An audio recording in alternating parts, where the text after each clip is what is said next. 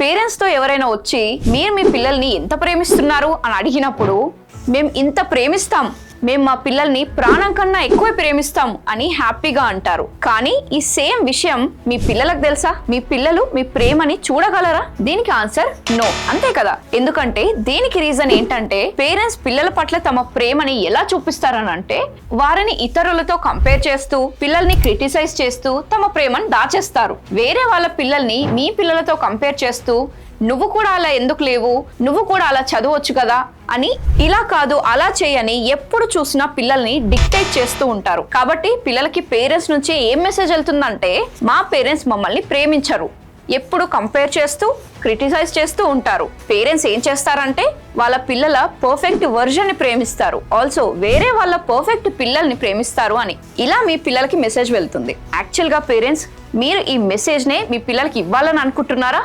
కాదు కదా.